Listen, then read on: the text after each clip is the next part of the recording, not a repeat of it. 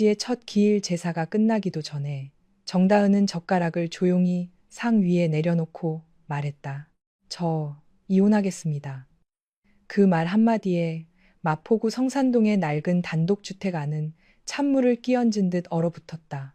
방금 전까지만 해도 술잔을 기울이며 고인의 덕을 이야기하던 친척들은 입을 다물었고 전을 짚던 작은아버지의 손은 허공에서 멈췄다. 시어머니 백미자는 눈을 부릅뜨고 다은을 노려보았다. 너 지금 뭐라고 했니? 내 시아버지 제삿날에 감히 그런 말을 해? 하지만 다은은 더 이상 고개를 숙이지 않았다. 그녀는 상위로 피어오르는 미역국의 김과 식어가는 동태전, 정갈하게 깎아놓은 배와 사과를 바라보며 자신이 이 집에서 보낸 지난 5년이 저 음식들처럼 누군가의 체면을 위해 차려졌다가 아무 말 없이 식어버린 시간이었다는 것을 깨달았다. 그날 새벽, 다은은 누구보다 먼저 눈을 떴다. 아직 한강 너머 하늘은 어둑했고 골목에는 새벽 배송 오토바이가 지나가는 소리만 간간히 울렸다. 서울의 초가을 새벽 공기는 이미 서늘했지만 부엌 바닥에 발을 디디는 순간 그녀는 몸을 움찔했다. 시아버지 서만식의 첫 기일이었다. 살아계실 때 말수는 적었지만 이 집에서 유일하게 다은에게 따뜻한 눈길을 건네던 사람이었다. 그런 분의 제사였기에 다은은 전날 밤부터 쌀을 씻어 불리고 쇠고기와 물을 손질하고 나물거리를 다듬어 두었다. 고사리와 도라지, 시금치는 각각 따로 무쳐야 했고 동태전과 동그랑땡은 색이 너무 진해도 안 되고 너무 흐려도 안 됐다. 과일은 홀수로 올려야 했고 밤과 대추는 흠집 없는 것으로 골라야 했다. 다은은 그런 규칙들을 하나하나 외웠다. 처음 이 집에 들어왔을 때는 몰라서 혼났고 이제는 알아도 혼났다. 남편 서도유는 아직 방에서 자고 있었다. 전날 밤 늦게까지 큰아버지와 사촌 형들을 맞이하느라 술을 마신 탓이었다. 다은은 잠시 방문 앞에서 멈춰섰다. 도윤을 깨워 무거운 제기함이라도 같이 내려달라고 말하고 싶었다. 하지만 곧 그 생각을 접었다. 깨우면 시어머니는 남편 피곤한 것도 모르고 새벽부터 들볶는다고 할 것이고 깨우지 않으면 모든 일은 늘 그랬듯 다은의 몫이 될 뿐이었다. 그녀는 조용히 숨을 삼키고 다시 부엌으로 내려갔다. 쇠고기 묵국이 끓기 시작하자 기름이 둥둥 떠올랐고 다은은 숟가락으로 거품을 걷어냈다. 손끝이 뜨거운 국물에 데였지만 소리 내지 않았다. 이 집에서 아픈 티를 내는 것은 게으름의 또 다른 이름처럼 취급되었기 때문이다. 해가 조금씩 밝아올 무렵 백미자가 2층에서 내려왔다. 그녀는 짙은 남색 한복 저고리에 검은 치마를 입고 있었고 머리는 단정하게 틀어올린 상태였다. 손에는 염주가 들려 있었지만 입에서 나오는 말은 염주알처럼 둥글지 않았다. 국색이 왜 이렇게 탁하니? 제사상국은 맑아야 한다고 몇 번을 말했어. 전도 너무 두껍게 붙이면 보기 싫다. 그리고 배는 꼭지 방향을 맞춰서 담아야지. 이런 것도 내가 일일이 말해야 하니? 다은은 손을 앞치마에 닦으며 고개를 숙였다. 어머니 다시 손 볼게요. 백미자는 한숨을 크게 쉬었다. 집안 제사가 장난이야? 내가 아무리 친정에서 이런 걸 제대로 못 배우고 왔다지만 시집 왔으면 배워야지. 며느리 노릇이라는 게 밥만 한다고 되는 줄 아니? 그 말은 새벽 공기보다 차가웠다. 다은은 대답하지 않았다. 대답하면 말대꾸였고 침묵하면 인정이었다. 어느 쪽이든 그녀는 이미 잘못한 사람이었다. 오전이 되자 친척들이 하나둘 도착했다. 현관에는 검은 구두와 낮은 굽의 단화가 줄지어 놓였고 거실에는 향냄새와 사람들의 목소리가 뒤섞였다. 누군가는 고인의 인품을 이야기했고 누군가는 도윤의 회사 승진 소식을 물었다. 다은은 부엌과 거실을 오가며 차를 내고 과일 접시를 바꾸고 식어가는 전을 다시 데웠다. 큰어머니가 부엌 문턱에 서서 말했다. 그래도 다은이가 손은 야무지네. 전 색도 곱고 나물도 깔끔하다. 다은이 겨우 미소를 지으려는 순간 백미자가 곁에서 말을 잘랐다. 야무지긴요. 5년이나 살았으면 이 정도는 해야죠. 밖에 나가 돈 버는 것도 아닌데 집안일마저 서툴면 그게 더 이상하지요. 칭찬은 한순간에 비수가 되었다. 다은은 접시를 내려놓는 손에 힘을 주었다. 손톱 밑이 희게 변했지만 그녀는 웃는 얼굴을 유지했다. 이 집에서는 상처받은 얼굴마저 예의 없다는 말을 들었기 때문이다. 제사가 시작되었다. 도유는 검은 양복을 입고 친척들 사이에 서 있었다. 절을 할 때 그의 뒷모습은 반듯했고 목소리는 낮고 점잖았다. 회사에서는 책임감 있는 팀장, 친척들 앞에서는 예의 바른 장남, 어머니에게는 효심 깊은 아들. 모두가 아는 서도유는 그런 사람이었다. 그러나 다은이 아는 남편은 조금 달랐다. 그는 나쁜 사람이 되기를 두려워해서 늘 아무 말도 하지 않는 사람이었다. 누군가를 지키기 위해 싸우기보다 모두가 조용해질 때까지 고개를 숙이는 사람이었다. 문제는 그 침묵의 대가를 늘 다은이 치러야 했다는 점이었다. 다은은 제사상 앞에 무릎을 꿇고 향을 올렸다. 희뿌연 연기가 천천히 올라가 영정 사진 앞을 스쳤다. 사진 속 서만식은 살아있을 때처럼 무뚝뚝한 얼굴이었다. 다은은 그 얼굴을 보는 순간 몇 해 전 겨울밤을 떠올렸다. 시아버지가 병원에서 퇴원해 집에 돌아왔을 때였다. 백미자는 죽을 너무 묽게 끓였다고 다은을 몰아세웠고 다은은 부엌 구석에서 울음을 삼키고 있었다. 그때 서만식이 지팡이를 짚고 조용히 다가와 낡은 갈색 손수건을 내밀었다. 내가 고생하는 거 안다. 이 집 사람들 말이 곱지 않아도 내 마음까지 모르는 건 아니다. 다은은 그 한마디 때문에 몇 년을 더 버텼다. 누군가 알아준다는 사실은 사람을 오래 버티게 만든다. 그러나 알아주는 사람이 사라지고 나면 같은 집도 낯선 감옥이 된다. 다은이 향을 꽂고 일어서려는 순간 뒤에서 백미자의 목소리가 들렸다. 크지는 않았지만 주변 사람들이 듣기에는 충분한 소리였다. 효부 흉내는 잘 내도 집안에 아이 울음소리 하나 없으면 며느리 노릇을 다 했다고 하긴 어렵지. 다은의 손끝이 굳었다. 향 연기가 눈에 들어간 것도 아닌데 시야가 흐려졌다. 그 말은 처음 듣는 말이 아니었다. 명절 때도, 김장할 때도, 친척 결혼식에서 돌아온 밤에도 시어머니는 늘 다른 말 속에 같은 뜻을 숨겨두었다. 아이를 낳지 못하는 여자, 집안의 대를 이어주지 못하는 며느리, 살림은 해도 완성되지 못한 사람. 하지만 오늘은 달랐다. 오늘은 서만식의 영정 앞이었다. 다은이 한때 잃어버린 아이를 떠올리며 가장 조심스럽게 마음을 붙들고 있던 날이었다. 그녀에게 아이가 없었던 것이 아니었다.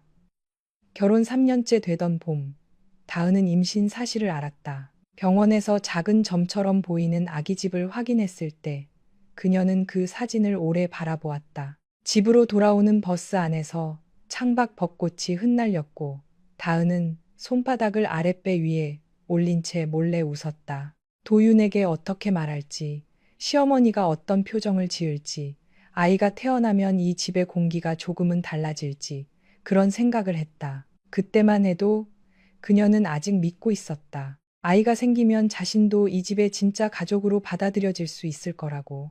하지만 그 믿음은 오래가지 못했다. 시댁에서 큰 제사 준비가 있던 날, 백미자는 다은에게 장을 봐온 상자와 과일 박스를 옮기라고 했다. 다은은 배가 당기고 허리가 아파 잠시 쉬어도 되겠냐고 조심스럽게 말했다. 백미자는 눈살을 찌푸렸다. 임신했다고 벌써부터 유세니? 옛날엔 애 가진 여자도 물동이이고 밭일 다 했다. 요즘 여자들은 몸을 너무 아껴서 탈이야. 다은은 더 말하지 못했다. 도윤에게 전화했지만 그는 회식 중이라 받지 않았다. 밤이 되어 통증이 심해졌을 때 겨우 연결된 전화에서 도윤은 취한 목소리로 말했다. 택시 타고 먼저 병원 가. 나 금방 갈게. 그는 금방 오지 않았다. 다은은 혼자 택시를 타고 병원으로 갔다. 비가 내렸고 택시 기사만이 백미러로 그녀의 창백한 얼굴을 보고 조금만 참으세요. 병원 금방 도착합니다라고 말했다. 낯선 사람의 그 한마디가 그날 밤 그녀가 들은 가장 따뜻한 말이었다. 아이는 지켜지지 못했다. 병원 침대 위에서 다은은 하얀 천장을 바라보며 자신 안에서 무엇인가 조용히 꺼지는 것을 느꼈다. 울고 싶었지만 크게 울지 못했다. 옆 침대의 산모는 남편이 손을 잡고 있었고 복도에는 누군가 시아버지의 첫 기일 제사가 끝나기도 전에 정다은은 젓가락을 조용히 상 위에 내려놓고 말했다. 저 이혼하겠습니다. 그 말 한마디에 마포구 성산동의 낡은 단독주택 안은 찬물을 끼얹은 듯 얼어붙었다. 방금 전까지만 해도 술잔을 기울이며 고인의 덕을 이야기하던 친척들은 입을 다물었고 전을 짚던 작은아버지의 손은 허공에서 멈췄다. 시어머니 백미자는 눈을 부릅뜨고 다은을 노려보았다. 너 지금 뭐라고 했니? 내 시아버지 제삿날에 감히 그런 말을 해? 하지만 다은은 더 이상 고개를 숙이지 않았다. 그녀는 상위로 피어오르는 미역국의 김과 식어가는 동태전, 정갈하게 깎아놓은 배와 사과를 바라보며 자신이 이 집에서 보낸 지난 5년이 저 음식들처럼 누군가의 체면을 위해 차려졌다가 아무 말 없이 식어버린 시간이었다는 것을 깨달았다. 그날 새벽, 다은은 누구보다 먼저 눈을 떴다.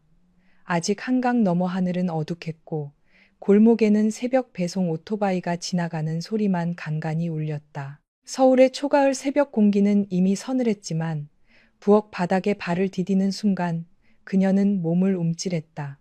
시아버지 서만식의 첫 기일이었다. 살아계실 때 말수는 적었지만 이 집에서 유일하게 다은에게 따뜻한 눈길을 건네던 사람이었다. 그런 분의 제사였기에 다은은 전날 밤부터 쌀을 씻어 불리고 쇠고기와 물을 손질하고 나물거리를 다듬어 두었다. 고사리와 도라지, 시금치는 각각 따로 무쳐야 했고 동태전과 동그랑땡은 색이 너무 진해도 안 되고 너무 흐려도 안 됐다. 과일은 홀수로 올려야 했고 밤과 대추는 흠집 없는 것으로 골라야 했다. 다은은 그런 규칙들을 하나하나 외웠다. 처음 이 집에 들어왔을 때는 몰라서 혼났고 이제는 알아도 혼났다. 남편 서도유는 아직 방에서 자고 있었다. 전날 밤 늦게까지 큰아버지와 사촌 형들을 맞이하느라 술을 마신 탓이었다. 다은은 잠시 방문 앞에서 멈춰섰다. 도윤을 깨워 무거운 제기함이라도 같이 내려달라고 말하고 싶었다. 하지만 곧 그 생각을 접었다.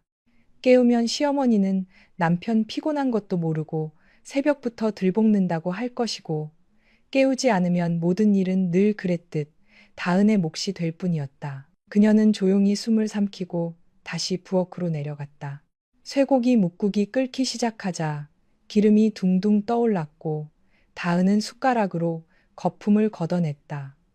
손끝이 뜨거운 국물에 데였지만 소리 내지 않았다. 이 집에서 아픈 티를 내는 것은 게으름의 또 다른 이름처럼 취급되었기 때문이다. 해가 조금씩 밝아올 무렵 백미자가 2층에서 내려왔다.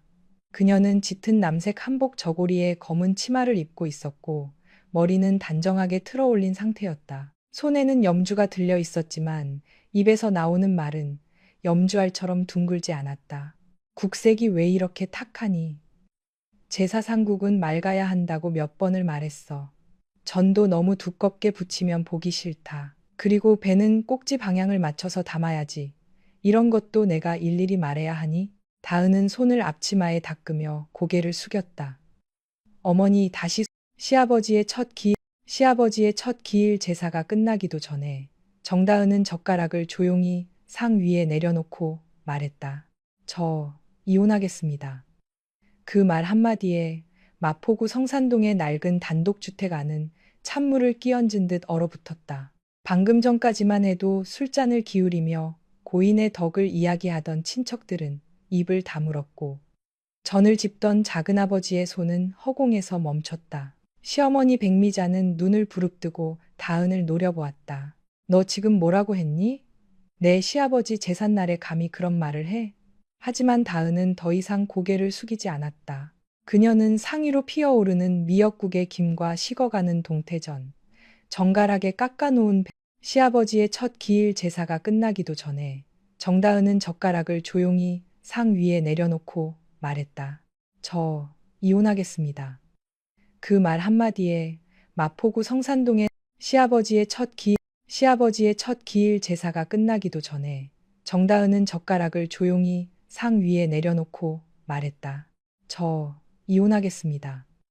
그 말 한마디에 마포구 성산동의 낡은 단독주택 안은 찬물을 끼얹은 듯 얼어붙었다. 방금 전까지만 해도 시아버지의 첫 기일 제사가 끝나기도 전에 정다은은 젓가락을 조용히 상 위에 내려놓고 말했다. 저 이혼하겠습니다. 그 말 한마디에 마포구 성산동의 낡은 단독주택 안은 찬물을 끼얹은 듯 얼어붙었다. 방금 전까지만 해도 술잔을 기울이며 고인의 덕을 이야기하던 친척들은 입을 다물었고 전을 짚던 작은아버지의 손은 허공에서 멈췄다. 시어머니 백미자는 눈을 부릅뜨고 다은을 노려보았다. 너 지금 뭐라고 했니? 내 시아버지 제삿날에 감히 그런 말을 해? 하지만 다은은 더 이상 고개를 숙이지 않았다. 그녀는 상위로 피어오르는 미역국의 김과 식어가는 동태전, 정갈하게 깎아놓은 배와 사과를 바라보며 자신이 이 집에서 보낸 지난 5년이 저 음식들처럼 누군가의 체면을 위해 차려졌다가 아무 말 없이 식어버린 시간이었다는 것을 깨달았다. 그날 새벽, 다은은 누구보다 먼저 눈을 떴다. 아직 한강 너머 하늘은 어둑했고 골목에는 새벽 배송 오토바이가 지나가는 소리만 간간히 울렸다. 서울의 초가을 새벽 공기는 이미 서늘했지만 부엌 바닥에 발을 디디는 순간 그녀는 몸을 움찔했다. 시아버지 서만식의 첫 기일이었다. 살아계실 때 말수는 적었지만 이 집에서 유일하게 다은에게 따뜻한 눈길을 건네던 사람이었다. 그런 분의 제사였기에 다은은 전날 밤부터 쌀을 씻어 불리고 쇠고기와 물을 손질하고 나물거리를 다듬어 두었다. 고사리와 도라지, 시금치는 각각 따로 무쳐야 했고 동태전과 동그랑땡은 색이 너무 진해도 안 되고 너무 흐려도 안 됐다. 과일은 홀수로 올려야 했고 밤과 대추는 흠집 없는 것으로 골라야 했다. 다은은 그런 규칙들을 하나하나 외웠다. 처음 이 집에 들어왔을 때는 몰라서 혼났고 이제는 알아도 혼났다. 남편 서도윤은 아직 방에서 자고 있었다. 전날 밤 늦게까지 큰아버지와 사촌 형들을 맞이하느라 술을 마신 탓이었다. 다은은 잠시 방문 앞에서 멈춰섰다. 도윤을 깨워 무거운 제기함이라도 같이 내려달라고 말하고 싶었다. 하지만 곧 그 생각을 접었다. 깨우면 시어머니는 남편 피곤한 것도 모르고 새벽부터 들볶는다고 할 것이고 깨우지 않으면 모든 일은 늘 그랬듯 다은의 몫이 될 뿐이었다. 그녀는 조용히 숨을 삼키고 다시 부엌으로 내려갔다. 쇠고기 묵국이 끓기 시작하자 기름이 둥둥 떠올랐고 다은은 숟가락으로 거품을 걷어냈다. 손끝이 뜨거운 국물에 데였지만 소리 내지 않았다. 이 집에서 아픈 티를 내는 것은 게으름의 또 다른 이름처럼 취급되었기 때문이다. 해가 조금씩 밝아올 무렵 백미자가 2층에서 내려왔다.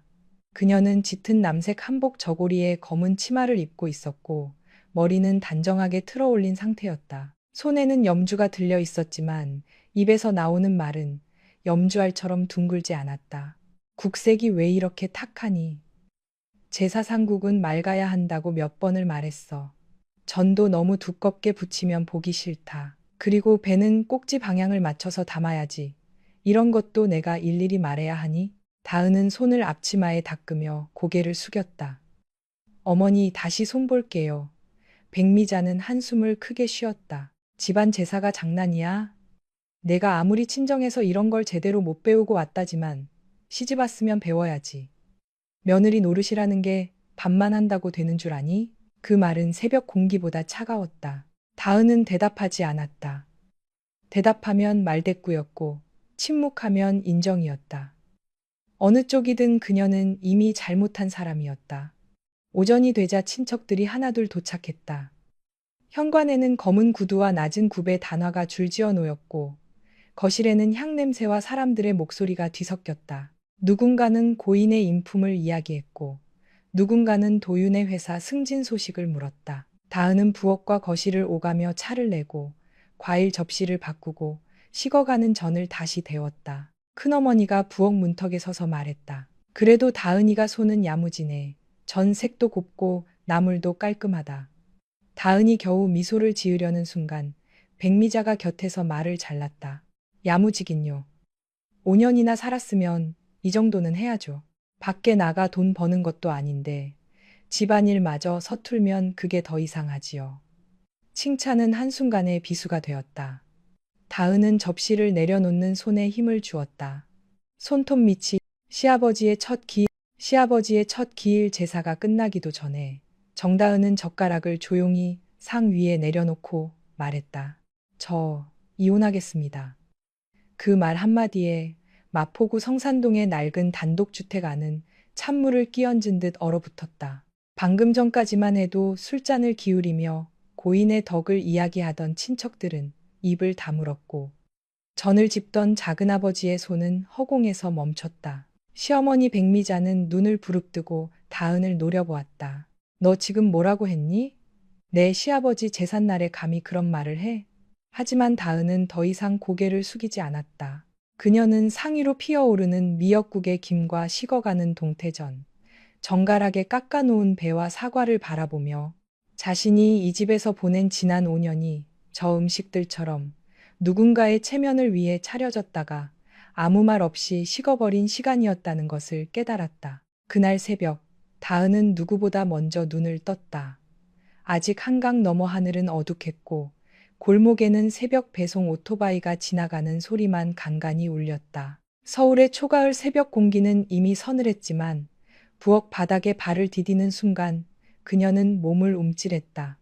시아버지 서만식의 첫 기일이었다. 살아계실 때 말수는 적었지만 이 집에서 유일하게 다은에게 따뜻한 눈길을 건네던 사람이었다. 그런 분의 제사였기에 다은은 전날 밤부터 쌀을 씻어 불리고 쇠고기와 물을 손질하고 나물거리를 다듬어 두었다.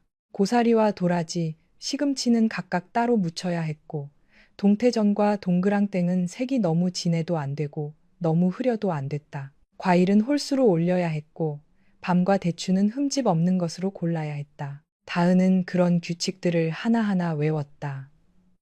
처음 이 집에 들어왔을 때는 몰라서 혼났고 이제는 알아도 혼났다. 남편 서도윤은 아직 방에서 자고 있었다. 전날 밤 늦게까지 큰아버지와 사촌 형들을 맞이하느라 술을 마신 탓이었다. 다은은 잠시 방문 앞에서 멈춰섰다. 도윤을 깨워 무거운 제기함이라도 같이 내려달라고 말하고 싶었다. 하지만 곧 그 생각을 접었다. 깨우면 시어머니는 남편 피곤한 것도 모르고 새벽부터 들볶는다고 할 것이고 깨우지 않으면 모든 일은 늘 그랬듯 다은의 몫이 될 뿐이었다. 그녀는 조용히 숨을 삼키고 다시 부엌으로 내려갔다. 쇠고기 묵국이 끓기 시작하자 기름이 둥둥 떠올랐고 다은은 숟가락으로 거품을 걷어냈다. 손끝이 뜨거운 국물에 데였지만 소리 내지 않았다. 이 집에서 아픈 티를 내는 것은 게으름의 또 다른 이름처럼 취급되었기 때문이다. 해가 조금씩 밝아올 무렵 백미자가 2층에서 내려왔다. 그녀는 짙은 남색 한복 저고리에 검은 치마를 입고 있었고 머리는 단정하게 틀어 올린 상태였다. 손에는 염주가 들려 있었지만 입에서 나오는 말은 염주알처럼 둥글지 않았다. 국색이 왜 이렇게 탁하니? 제사상국은 맑아야 한다고 몇 번을 말했어. 전도 너무 두껍게 붙이면 보기 싫다. 그리고 배는 꼭지 방향을 맞춰서 담아야지. 이런 것도 내가 일일이 말해야 하니? 다은은 손을 앞치마에 닦으며 고개를 숙였다. 어머니 다시 손 볼게요. 백미자는 한숨을 크게 쉬었다. 집안 제사가 장난이야? 내가 아무리 친정에서 이런 걸 제대로 못 배우고 왔다지만 시집 왔으면 배워야지. 며느리 노릇이라는 게 밥만 한다고 되는 줄 아니? 그 말은 새벽 공기보다 차가웠다. 다은은 대답하지 않았다. 대답하면 말대꾸였고 침묵하면 인정이었다. 어느 쪽이든 그녀는 이미 잘못한 사람이었다. 오전이 되자 친척들이 하나둘 도착했다. 현관에는 검은 구두와 낮은 굽의 단화가 줄지어 놓였고 거실에는 향냄새와 사람들의 목소리가 뒤섞였다. 누군가는 고인의 인품을 이야기했고 누군가는 도윤의 회사 승진 소식을 물었다. 다은은 부엌과 거실을 오가며 차를 내고 과일 접시를 바꾸고 식어가는 전을 다시 데웠다. 큰어머니가 부엌 문턱에 서서 말했다. 그래도 다은이가 손은 야무지네. 전 색도 곱고 나물도 깔끔하다. 다은이 겨우 미소를 지으려는 순간 백미자가 곁에서 말을 잘랐다. 야무지긴요. 5년이나 살았으면 이 정도는 해야죠. 밖에 나가 돈 버는 것도 아닌데 집안일마저 서툴면 그게 더 이상하지요. 칭찬은 한순간에 비수가 되었다. 다은은 접시를 내려놓는 손에 힘을 주었다. 손톱 밑이 희게 변했지만 그녀는 웃는 얼굴을 유지했다. 이 집에서는 상처받은 얼굴마저 예의 없다는 말을 들었기 때문이다. 제사가 시작되었다. 도윤은 검은 양복을 입고 친척들 사이에 서 있었다. 절을 할 때 그의 뒷모습은 반듯했고 목소리는 낮고 점잖았다. 회사에서는 책임감 있는 팀장, 친척들 앞에서는 예의 바른 장남, 어머니에게는 효심 깊은 아들. 모두가 아는 서도윤은 그런 사람이었다. 그러나 다은이 아는 남편은 조금 달랐다. 그는 나쁜 사람이 되기를 두려워해서 늘 아무 말도 하지 않는 사람이었다. 누군가를 지키기 위해 싸우기보다 모두가 조용해질 때까지 고개를 숙이는 사람이었다. 문제는 그 침묵의 대가를 늘 다은이 치러야 했다는 점이었다. 다은은 제사상 앞에 무릎을 꿇고 향을 올렸다. 희뿌연 연기가 천천히 올라가 영정 사진 앞을 스쳤다. 사진 속 서만식은 살아있을 때처럼 무뚝뚝한 얼굴이었다. 다은은 그 얼굴을 보는 순간 몇 해 전 겨울밤을 떠올렸다.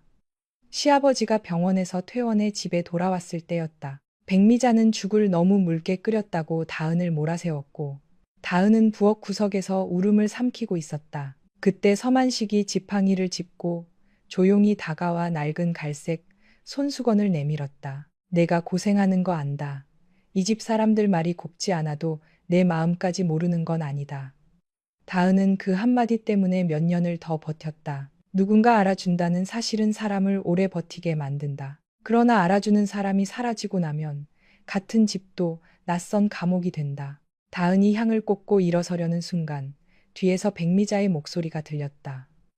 크지는 않았지만 주변 사람들이 듣기에는 충분한 소리였다. 효부 흉내는 잘 내도 집안에 아이 울음소리 하나 없으면 며느리 노릇을 다 했다고 하긴 어렵지. 다은의 손끝이 굳었다. 향 연기가 눈에 들어간 것도 아닌데 시야가 흐려졌다. 그 말은 처음 듣는 말이 아니었다. 명절 때도, 김장할 때도, 친척 결혼식에서 돌아온 밤에도 시어머니는 늘 다른 말 속에 같은 뜻을 숨겨두었다. 아이를 낳지 못하는 여자, 집안의 대를 이어주지 못하는 며느리, 살림은 해도 완성되지 못한 사람. 하지만 오늘은 달랐다. 오늘은 서만식의 영정 앞이었다. 다은이 한때 잃어버린 아이를 떠올리며 가장 조심스럽게 마음을 붙들고 있던 날이었다. 그녀에게 아이가 없었던 것이 아니었다. 결혼 3년째 되던 봄, 다은은 임신 사실을 알았다. 병원에서 작은 점처럼 보이는 아기집을 확인했을 때 그녀는 그 사진을 오래 바라보았다. 집으로 돌아오는 버스 안에서 창밖 벚꽃이 흩날렸고 다은은 손바닥을 아랫배 위에 올린 채 몰래 웃었다. 도윤에게 어떻게 말할지, 시어머니가 어떤 표정을 지을지, 아이가 태어나면 이 집의 공기가 조금은 달라질지 그런 생각을 했다. 그때만 해도 그녀는 아직 믿고 있었다. 아이가 생기면 자신도 이 집의 진짜 가족으로 받아들여질 수 있을 거라고. 하지만 그 믿음은 오래가지 못했다. 시댁에서 큰 제사 준비가 있던 날, 백미자는 다은에게 장을 봐온 상자와 과일 박스를 옮기라고 했다. 다은은 배가 당기고 허리가 아파 잠시 쉬어도 되겠냐고 조심스럽게 말했다. 백미자는 눈살을 찌푸렸다. 임신했다고 벌써부터 유세니? 옛날엔 애 가진 여자도 물동이이고 밭일 다 했다. 요즘 여자들은 몸을 너무 아껴서 탈이야. 다은은 더 말하지 못했다. 도윤에게 전화했지만 그는 회식 중이라 받지 않았다. 밤이 되어 통증이 심해졌을 때 겨우 연결된 전화에서 도윤은 취한 목소리로 말했다. 택시 타고 먼저 병원 가. 나 금방 갈게. 그는 금방 오지 않았다. 다은은 혼자 택시를 타고 병원으로 갔다. 비가 내렸고 택시 기사만이 백미러로 그녀의 창백한 얼굴을 보고 조금만 참으세요. 병원 금방 도착합니다라고 말했다. 낯선 사람의 그 한마디가 그날 밤 그녀가 들은 가장 따뜻한 말이었다. 아이는 지켜지지 못했다. 병원 침대 위에서 다은은 하얀 천장을 바라보며 자신 안에서 무엇인가 조용히 꺼지는 것을 느꼈다. 울고 싶었지만 크게 울지 못했다. 옆 침대의 산모는 남편이 손을 잡고 있었고 복도에는 누군가의 어머니가 보온병을 들고 서 있었다. 다은은 벽 쪽으로 몸을 돌렸다. 자신이 잃은 것이 아이인지, 기대인지, 아니면 이 결혼을 버티게 해주던 마지막 이유인지 알 수 없었다. 다음 날 집으로 돌아왔을 때 백미자는 이웃에게 이렇게 말했다. 애는 복이 있어야 붙는 거지. 몸이 약하면 어쩔 수 없는 거야. 다은은 현관 안쪽에서 그 말을 들었다. 도윤도 들었다. 다은은 그가 어머니에게 단 한마디라도 해주기를 바랐다. 하지만 도윤은 방으로 들어와 문을 닫고 낮은 목소리로 말했다. 엄마도 속상해서 그러시는 거야. 네가 이해해. 그날 다은은 알았다. 아이는 병원에서 한 번 떠났고 남편의 침묵 속에서 또 한 번 떠났다. 그 후로 다은은 그 일을 거의 말하지 않았다. 병원 서류와 초음파 사진은 작은 상자에 넣어 옷장 깊은 곳에 숨겼다. 서만식이 건네주었던 갈색 손수건도 그 안에 함께 넣었다. 백미자가 아이 하나 못 낳는 며느리라고 할 때마다 다은은 그 상자를 떠올렸다. 자신이 잃은 아이가 정말로 없었던 사람처럼 취급되는 것이 가장 아팠다. 사람들은 그녀의 빈 품만 보았지 그 품에서 이미 한 번 생명이 빠져나간 흔적은 보지 않았다. 도유는 그때마다 조금만 참자고 했다. 참으면 좋아질 것처럼, 시간이 지나면 누군가 미안해질 것처럼. 하지만 참는 사람만 낡아갔다. 가해자의 말은 시간이 지나면 희미해졌지만 듣는 사람의 마음에는 더 깊이 박혔다. 제사가 끝나고 식사가 차려졌다.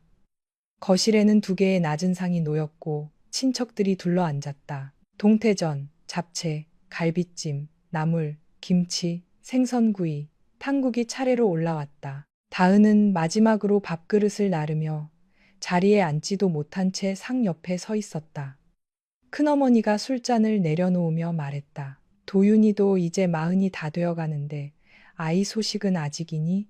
누군가는 말리는 척 웃었고 누군가는 다은을 힐끗 보았다. 백미자는 기다렸다는 듯 입꼬리를 내렸다. 그러게요. 집안 어른들 보기에도 민망하지요. 요즘 세상이 아무리 바뀌었다 해도 며느리가 들어왔으면 집안에 새 생명 하나는 있어야 하는데. 다은은 도윤을 바라보았다. 이번만큼은, 오늘만큼은 그가 그녀를 봐주기를 바랐다. 그런 말씀은 그만하세요라고 하지 않아도 좋았다. 그저 눈빛 하나라도, 손끝 하나라도 자신이 혼자가 아니라는 신호를 보내주길 바랐다. 하지만 도윤은 고개를 숙인 채 갈비찜을 집었다. 젓가락 끝이 잠시 흔들렸지만 그는 아무 말도 하지 않았다. 다은은 그 작은 흔들림마저 알아보았다. 그는 듣고 있었다. 알고 있었다. 불편해하고 있었다. 그런데도 침묵했다. 그것이 그녀를 더 아프게 했다. 모르고 상처 주는 사람보다 알면서도 외면하는 사람이 더 잔인할 때가 있다. 백미자는 술기운이 오른 친척들의 시선을 의식한 듯 목소리를 낮추면서도 더 날카롭게 말했다. 살림한다고 집에 있는 사람이 표정까지 어두우면 어떡하니. 아이도 없는데 집안 분위기라도 밝게 해야지. 남들이 보면 우리가 널 구박하는 줄 알겠다. 그 말에 몇몇 친척들이 어색하게 웃었다. 누군가는 밥을 떠먹었고 누군가는 물컵을 만지작거렸다. 아무도 말리지 않았다. 모두가 불편해했지만 누구도 다은의 편이 되지 않았다. 다은은 손에 들고 있던 새 젓가락을 천천히 내려놓았다. 아주 작은 소리였다. 그러나 이상하게도 그 소리는 방 안의 모든 대화를 멈추게 했다. 그녀는 먼저 영정 사진을 바라보았다. 서만식의 사진은 향연기 너머에서 조용히 그녀를 내려다보고 있었다. 다은은 마음속으로 말했다. 아버님 죄송합니다. 오늘만큼은 더는 참을 수가 없습니다. 그리고 그녀는 시어머니와 남편, 친척들을 차례로 바라본 뒤 입을 열었다. 저 이혼하겠습니다. 목소리는 떨렸지만 문장은 흐트러지지 않았다. 그 한마디를 하기까지 5년이 걸렸다. 어떤 말은 갑자기 튀어나오는 것이 아니라 수천 번 삼킨 끝에 겨우 세상 밖으로 나오는 법이다. 백미자는 벌떡 일어났다. 너 미쳤니? 지금 이 자리에서 그런 말을 해? 네가 아무리 근본이 없어도 그렇지. 시아버지 제삿날에 이게 무슨 망신이야. 도윤도 당황한 얼굴로 자리에서 일어났다. 그는 다은의 팔목을 붙잡고 현관 쪽으로 끌었다. 힘이 아주 세지는 않았지만 다은의 손목에는 금세 붉은 자국이 올라왔다. 골목으로 이어지는 작은 마당에 나오자 도윤은 낮은 목소리로 말했다. 다은아, 너 왜 그래? 오늘이 무슨 날인지 몰라? 친척들 다 있는데 우리 집 얼굴을 어떻게 만들려고 그래? 다은은 남편을 바라보았다. 바깥 공기는 차가웠고 담장 너머로 지나가는 사람들의 발소리가 들렸다. 그녀는 아주 조용히 물었다. 나는 5년 동안 당신 집 얼굴을 지켜줬어. 그런데 내 얼굴은 누가 지켜줬어? 도윤은 대답하지 못했다. 말문이 막힌 사람처럼 입술만 달싹였다. 그 모습마저 다은에게는 익숙했다. 그는 늘 가장 필요한 순간에 말을 잃었다. 집 안에서는 백미자의 목소리가 계속 들렸다. 저 애가 결국 집안을 뒤집어 놓네. 내가 처음부터 쉽지 않을 줄 알았어. 친정에서 뭘 배웠겠어. 친정이라는 말이 나오자 다은의 가슴이 다시 내려앉았다. 전라북도 전주 남부시장 근처에서 작은 떡집을 하며 혼자 딸을 키운 어머니. 결혼식 때도 백미자는 사람들 앞에서 요즘은 혼수 크게 안 해도 된다지만 그래도 예의라는 게 있는데라고 말했었다. 다은의 어머니는 그 말을 듣고 밤새 울었지만 다음날 딸 앞에서는 웃으며 말했다. 시집 가면 잘 살아야 한다. 어른들 말씀에 너무 마음 다치지 말고. 다은은 그 말을 지키려 했다. 너무 오래, 너무 성실하게 지키려 했다. 그래서 자신이 얼마나 망가지는지 몰랐다. 도윤이 다시 말했다.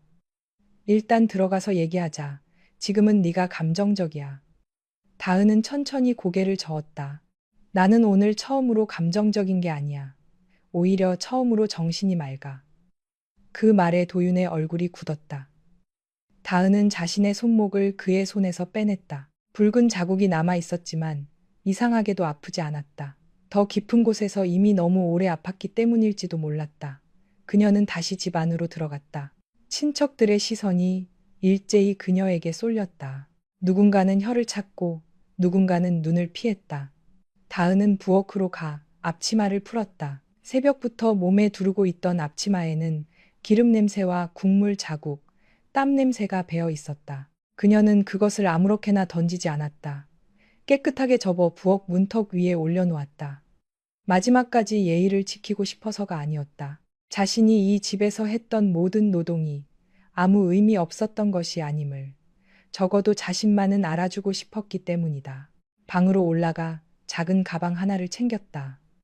옷 몇 벌, 지갑, 휴대전화, 오래된 병원 서류가 든 상자. 그리고 갈색 손수건, 초음파 사진은 상자 안쪽에 그대로 있었다. 다은은 그것을 잠시 바라보다가 가방 깊숙이 넣었다. 도윤은 방문 앞에 서 있었지만 막지 못했다. 그는 아마 아직도 생각했을 것이다. 며칠 지나면 화가 풀릴 거라고, 어머니가 조금 달래고 자신이 미안하다고 몇 마디 하면 다은이 돌아올 거라고. 그동안 늘 그랬으니까. 다은은 싸우지 않았고 오래 울다가도 결국 밥을 차렸으며 다음 날이면 다시 부엌에 서 있었다. 그러나 사람은 어느 날 갑자기 변하지 않는다. 다만 오랫동안 무너지고 있다가 마지막 조각이 떨어지는 순간 더 이상 같은 모습으로 서 있을 수 없게 될 뿐이다. 현관을 나서기 전 다은은 마지막으로 거실을 돌아보았다. 제사상은 아직 치워지지 않았고 갈비찜의 기름은 하얗게 굽기 시작했다. 백미자는 친척들 앞에서 분노와 수치심을 감추지 못한 채 서 있었다. 큰어머니는 난처한 얼굴로 시선을 내리깔았고 작은아버지는 헛기침을 했다. 누구도 다은에게 가지 말라고 말하지 않았다. 누구도 미안하다고 말하지 않았다. 그 침묵은 다은에게 이상한 확신을 주었다. 자신이 나가는 것이 맞다는 확신. 이 집에 더 머물면 언젠가 자신이 정말로 아무것도 아닌 사람이 되어버릴 것 같다는 확신. 골목으로 나오자 오후 햇살이 담벼락 위에 비스듬히 걸려 있었다. 성산동의 좁은 골목에는 오래된 주택과 새로 지은 빌라가 뒤섞여 있었고 멀리 월드컵 경기장 쪽에서 차 소리가 희미하게 들려왔다. 다은은 큰 가방을 들고 천천히 걸었다. 어디로 가야 할지 정확히 정해둔 것은 아니었다. 다만 더 이상 그 집으로 돌아가고 싶지 않았다. 손목은 여전히 따끔거렸고 속은 메스꺼웠다. 그녀는 그것이 새벽부터 아무것도 제대로 먹지 못하고 긴장한 탓이라고 생각했다. 가끔 아랫배가 묵직하게 당겼지만 그 또한 스트레스 때문이라고 여겼다. 다은은 아직 알지 못했다. 자신이 그토록 모욕당하던 바로 그날, 사람들이 그녀를 아이 낳지 못하는 여자라고 손가락질하던 바로 그 순간, 그녀의 몸 안에는 아주 작은 생명이 조용히 숨을 고르고 있었다는 사실을 아무에게도 환영받지 못한 채, 그러나 누구보다 간절하게 살아보려는 작은 씨앗 하나가 엄마와 함께 그 집을 떠나고 있었다. 버스 정류장에 도착했을 때 다은의 휴대전화가 울렸다. 화면에는 도윤의 이름이 떠 있었다. 그녀는 받지 않았다. 곧이어 메시지가 도착했다. 지금이라도 돌아와. 엄마 많이 화나셨어. 다은은 그 문장을 오래 바라보았다. 엄마가 화나셨다. 그가 가장 먼저 걱정한 것은 또 어머니의 감정이었다. 다은의 상처도, 다은의 결심도, 다은이 새벽부터 혼자 준비한 제사상도, 다은이 5년 동안 삼켜온 눈물도 그 문장 안에는 없었다. 그녀는 답장을 쓰지 않았다. 대신 휴대전화를 가방 안에 넣고 버스에 올랐다. 창가 자리에 앉자 다리가 풀릴 듯 떨렸다. 버스가 움직이고 익숙한 골목이 조금씩 뒤로 밀려났다. 다은은 유리창에 비친 자신의 얼굴을 보았다. 창백하고 지친 얼굴. 그러나 이상하게도 그 안에는 이전과 다른 무언가가 있었다. 두려움만 있는 얼굴이 아니었다. 아주 작은 결심, 아직 이름 붙이기 어려운 자유의 기미가 있었다. 버스가 합정역을 지나 강변북로 쪽으로 접어들 때 한강 위로 늦은 오후의 빛이 흩어졌다. 다은은 손을 천천히 아랫배 위에 올렸다. 이유를 알 수 없는 울렁거림이 다시 올라왔지만 그녀는 눈을 감고 숨을 골랐다.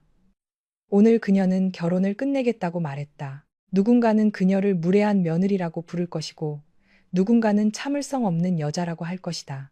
백미자는 친척들에게 자신이 얼마나 큰 수모를 당했는지 말할 것이고 도윤은 아마 한동안 자신이 무엇을 잘못했는지보다 어떻게 이 상황을 수습할지를 먼저 고민할 것이다. 그래도 다은은 알았다. 오늘 자신이 한 말은 충동이 아니라 구조 신호였다는 것을. 아무도 자신을 구하러 오지 않았기 때문에 결국 자신이 자신을 꺼내야 했다는 것을. 그녀는 아직 앞으로 어떤 일이 벌어질지 몰랐다. 친구의 좁은 방에서 밤을 보내게 될지, 친정 어머니에게 뭐라고 말해야 할지, 법원에 가면 얼마나 긴 싸움이 시작될지 아무것도 알지 못했다. 더더욱 자신의 몸 안에 이미 두 번째 생명이 찾아왔다는 사실은 상상도 하지 못했다. 다만 한 가지는 분명했다. 이제 그녀는 다시 그 부엌으로 돌아가 아무 일 없었다는 듯 국을 끓이고 전을 부치며 누군가의 모욕을 예의라는 이름으로 삼키지 않을 것이다. 그날 성산동 골목을 떠난 것은 한 집안의 며느리만이 아니었다. 5년 동안 침묵 속에 갇혀있던 한 여자가 처음으로 자기 삶의 문을 열고 밖으로 걸어 나온 순간이었다. 버스에서 내렸을 때 정다은은 잠시 어디로 가야 할지 몰라 정류장 한쪽에 서 있었다. 해는 이미 기울고 있었고 합정역 근처의 거리에는 퇴근길 사람들의 발걸음이 빠르게 엉켜 있었다. 누군가는 이어폰을 꽂고 지나갔고 누군가는 커피를 들고 횡단보도 앞에 섰다. 세상은 아무 일도 없다는 듯 움직이고 있었다. 방금 전 한 여자가 시댁 제사상 앞에서 이혼을 선언하고 집을 나왔다는 사실은 이 거대한 도시의 소음 속에서 먼지 한 톨만큼도 흔적을 남기지 못했다. 다은은 가방끈을 고쳐 잡았다. 손목에 남은 붉은 자국이 욱신거렸고 새벽부터 제대로 먹지 못한 속은 비어 있는데도 울렁거렸다. 그녀는 휴대전화를 꺼내 오래 망설이다가 친구 이름을 눌렀다. 서하야. 목소리를 듣자마자 다은의 목이 막혔다. 나 갈 데가 없어서. 전화기 너머에서 잠시 침묵이 흘렀다. 곧 김서하의 목소리가 낮고 빠르게 돌아왔다. 어디야? 움직이지 말고 거기 있어. 내가 갈게. 서하는 다은이 대학 시절부터 알던 친구였다. 집안 형편도 비슷했고 누구보다 서로의 부끄러운 사정까지 알고 있었다. 결혼 후 다은이 시댁 일에 매여 연락이 뜸해졌을 때도 서하는 가끔 짧은 메시지를 보냈다. 밥은 먹고 살아? 너무 참지는 마. 다은은 그때마다 괜찮다고 답했다. 괜찮지 않으면서 괜찮다고 말하는 습관은 결혼 생활이 그녀에게 남긴 가장 오래된 버릇이었다. 30분쯤 지나 서아가 택시에서 내렸다. 검은 운동화에 헐렁한 니트 차림이었고 머리는 급히 묶어 잔머리가 흘러내려 있었다. 서아는 다은을 보자마자 아무것도 묻지 않았다. 대신 다은의 가방을 빼앗듯 받아들고 말했다. 일단 가자. 울든 말든 따지든 말든 따뜻한 데 앉아서 해. 그 말에 다은은 이상하게 눈물이 났다. 오늘 하루 종일 아무도 그녀가 따뜻한 곳에 앉아야 한다고 말해주지 않았기 때문이다. 서아가 사는 곳은 관악구 신림동의 오래된 다세대 주택 반지하 방이었다. 골목은 좁았고 창문은 사람들의 발목 높이에 붙어 있었다. 낮에는 햇빛이 조금 들어오지만 저녁이 되면 방안이 빨리 어두워지는 곳이었다. 현관문을 열자 작은 재봉틀과 원단 뭉치, 박스에 담긴 단추들이 먼저 보였다. 서아는 온라인으로 수선이를 받아 생활하고 있었다. 방은 넓지 않았다. 싱크대 옆에 전기 밥솥 하나, 접이식 테이블 하나, 벽에 붙은 낮은 책장, 그리고 구석에 깔린 얇은 매트리스가 전부였다. 그런데 다은은 그곳에 들어서는 순간 이상하게 숨이 트였다. 성산동 시댁의 2층 방은 이곳보다 훨씬 넓고 깨끗했지만 그곳에서는 숨소리 하나도 조심해야 했다. 이 방에는 누군가의 눈치가 없었다. 낡은 벽지와 낮은 천장, 창밖으로 보이는 사람들의 신발조차 다은에게는 피난처처럼 느껴졌다. 서아는 물을 끓여 컵에 따랐다. 마셔. 한 번에 많이 말하지 말고. 다은은 컵을 두 손으로 감쌌다. 따뜻함이 손바닥으로 번지자 그제야 손이 떨리고 있었다는 걸 알았다. 서아는 맞은편에 앉아 가만히 다은을 보았다. 네가 먼저 말하고 싶을 때 말해. 다은은 한참 동안 아무 말도 하지 못했다. 그러다 낮게 말했다. 오늘 아버님 기일이었어. 서아의 눈빛이 흔들렸다. 그 집에서 또 뭐라고 했구나. 다은은 고개를 끄덕였다. 말은 한번 시작되자 조금씩 흘러나왔다. 새벽부터 제사 음식을 준비한 일, 백미자가 음식 하나하나를 트집 잡은 일, 친척들 앞에서 아이를 낳지 못하는 며느리라는 말을 들은 일, 도윤이 끝내 아무 말도 하지 않은 일. 서아는 중간에 끼어들지 않았다. 다만 손을 꽉 쥐고 듣다가 다은이 그래서 나 이혼하겠다고 했어 라고 말했을 때 조용히 숨을 내쉬었다. 잘했어? 그 한마디가 너무 간단해서 다은은 오히려 놀랐다. 나 너무 심했나? 서아는 곧바로 고개를 저었다. 심한 건 내가 아니라 네가 그렇게 말할 때까지 몰아붙인 사람들이야. 그날 밤 다은은 서아의 매트리스 한쪽에 몸을 웅크리고 누웠다. 서아는 자신은 바닥에서 자겠다며 이불을 펴려 했지만 다은이 말렸다. 결국 둘은 좁은 매트리스에 나란히 누웠다. 천장이 낮아 손을 뻗으면 닿을 것 같았다. 창밖에서는 누군가의 발소리와 배달 오토바이 소리가 이어졌다. 다은은 눈을 감았지만 잠들 수 없었다. 성산동 집에서는 아마 지금쯤 친척들이 모두 돌아갔을 것이다.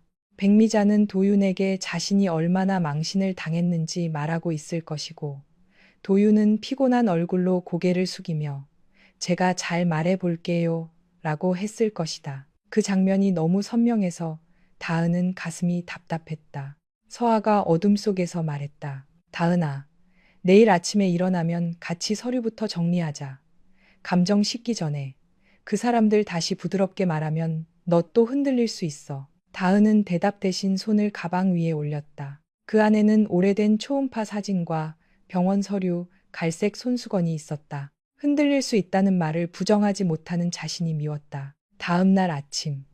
서아는 편의점에서 삼각김밥과 두유를 사왔다. 다은은 냄새를 맡자마자 속이 뒤집히는 듯해 손으로 입을 막았다. 서아는 눈을 동그랗게 떴다. 왜 그래? 체했어? 다은은 화장실로 달려가 한참을 헛구역질했다. 먹은 것이 없어서 나올 것도 없었다. 세면대 앞에서 고개를 들었을 때 거울 속 얼굴은 창백했고 입술은 말라 있었다. 다은은 물로 입을 캥구며 말했다. 어제부터 긴장해서 그런가 봐.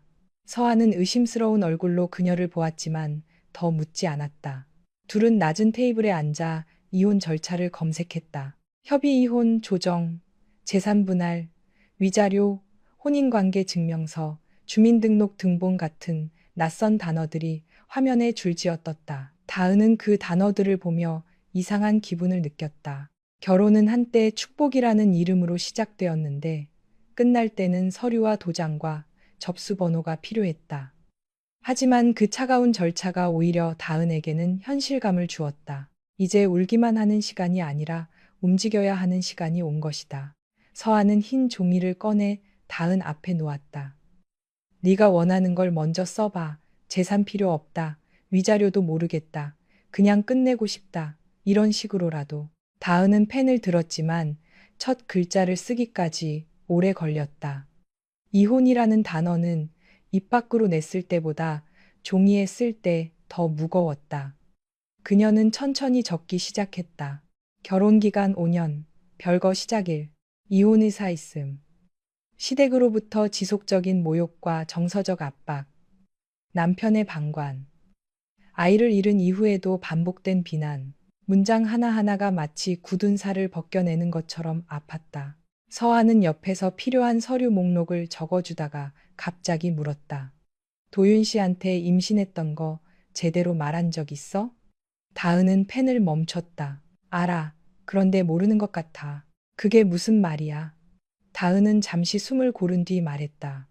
사실은 알고 있었지만 내 아픔으로 기억한 게 아니라 그냥 지나간 일로 기억하는 것 같아. 서아는 아무 말도 하지 못했다.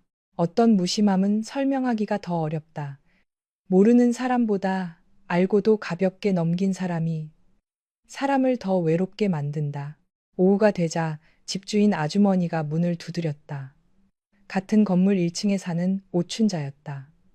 회색 파마머리에 꽃무늬 조끼를 입은 그녀는 손에 작은 냄비를 들고 있었다. 서아야, 친구 왔다며. 반찬 좀 가져왔어. 된장찌개인데 싱겁게 끓였으니까 먹어. 서아는 냄비를 받으며 웃었다. 아주머니, 저희 괜찮아요. 춘자는 다은을 힐끗 보더니 목소리를 낮췄다. 괜찮은 얼굴이 아닌데 뭘 괜찮아. 밥 못 먹으면 마음이 더 약해져. 마음 약해지면 이상한 사람들 말에 또 끌려가. 다은은 그 말에 놀라 춘자를 바라보았다. 춘자는 아무렇지 않게 덧붙였다. 나도 젊을 때 그런 집에서 살아봤거든. 어른이라는 사람들이 나이만 먹었다고 다 어른은 아니야. 그녀는 냄비를 내려놓고 가려다 다시 고개를 내밀었다. 그리고 골목 사람들 질문 많아. 누가 물으면 사촌 동생이라고 해. 남의 불행 캐묻는 걸 걱정이라고 착각하는 사람들이 있으니까. 서아는 웃음을 터뜨렸고 다은도 아주 작게 웃었다. 낯선 사람의 무뚝뚝한 배려가 이렇게 따뜻할 수 있다는 걸 그녀는 오랜만에 느꼈다. 하지만 저녁 식사 때 다은은 된장찌개 냄새를 맡자마자 또 속이 올라왔다. 이번에는 서아도 그냥 넘기지 않았다. 너 생리 언제 했어? 다은은 숟가락을 내려놓았다. 머릿속이 잠시 하얘졌다. 날짜를 세어보려 했지만 제사 준비와 시댁일, 스트레스에 눌려 자신의 몸을 돌아본 기억이 거의 없었다. 서아는 외투를 집어들고 나갔다. 10분 뒤 그녀는 작은 비닐봉지를 들고 돌아왔다. 그 안에는 임신 테스트기가 들어 있었다. 다은은 그것을 보는 순간 얼굴이 굳었다. 아닐 거야. 아니면 아닌 거고 맞으면 알아야지. 서아의 목소리는 단호했지만 눈빛은 조심스러웠다. 너 혼자 겁먹게 하려고 산 거 아니야. 같이 확인하려고 산 거야. 다은은 테스트기를 손에 쥐고 화장실로 들어갔다. 좁은 화장실의 형광등은 희미했고 물이 조금씩 새는 수도꼭지가 똑똑 소리를 냈다. 결과가 나타나기까지의 몇 분이 몇 년처럼 길었다. 그리고 선명한 두 줄이 떠올랐다. 다은은 그 자리에서 한동안 움직이지 못했다. 두 줄은 작고 조용했지만 그녀의 삶 전체를 흔들 만큼 강했다. 기쁨이 먼저인지 두려움이 먼저인지 알 수 없었다. 잃어버린 첫 아이의 기억이 한꺼번에 밀려왔다.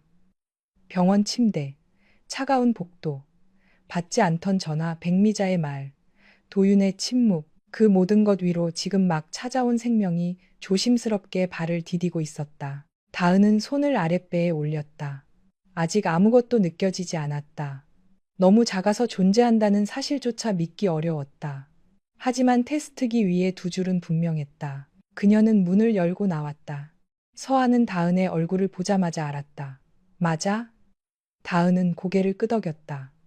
서하는 입을 막고 눈시울을 붉혔다. 오춘자는 마침 복도에서 쓰레기를 버리다 두 사람의 표정을 보고 문틈으로 고개를 들이밀었다. 뭐야? 누구 울어? 싸웠어? 아니면 복권됐어? 서하가 당황해 문을 닫으려 하자 춘자가 더 큰 목소리로 말했다. 나도 산전수전 다 겪은 사람이야. 말하기 싫으면 안 해도 되는데 밥은 먹어야 해. 그 엉뚱한 말에 다은은 결국 울면서 웃었다. 웃음과 울음이 섞여 목이 메었다. 다음 날 아침, 서하는 수선 예약을 모두 미루고 다은을 데리고 산부인과에 갔다. 병원은 영등포구 물레동의 작은 여성의원이었다. 대기실에는 남편과 함께 온 임산부, 어머니와 온 젊은 여자, 혼자 조용히 앉아 있는 사람도 있었다.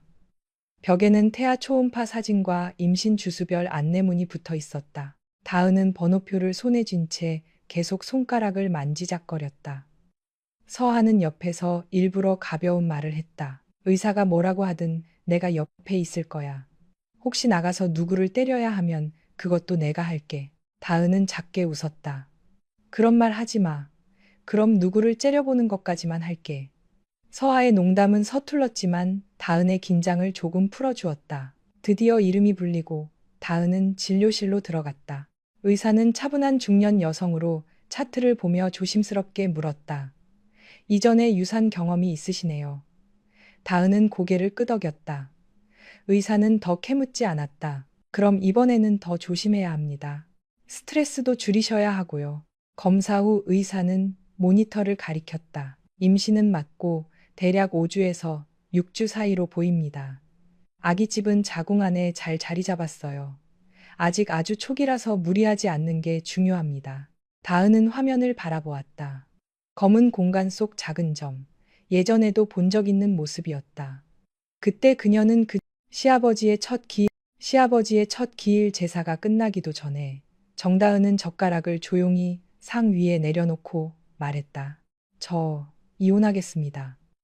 그 말 한마디에 마포구 성산동의 낡은 단독주택 안은 찬물을 끼얹은 듯 얼어붙었다.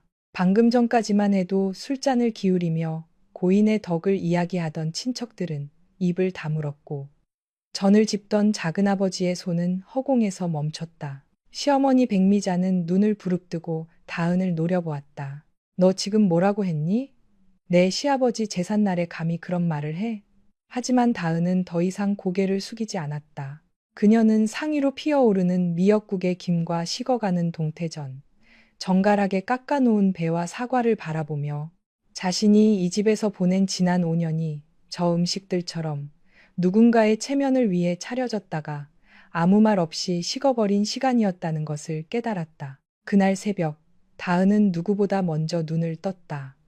아직 한강 너머 하늘은 어둑했고 골목에는 새벽 배송 오토바이가 지나가는 소리만 간간히 울렸다. 서울의 초가을 새벽 공기는 이미 서늘했지만 부엌 바닥에 발을 디디는 순간 그녀는 몸을 움찔했다.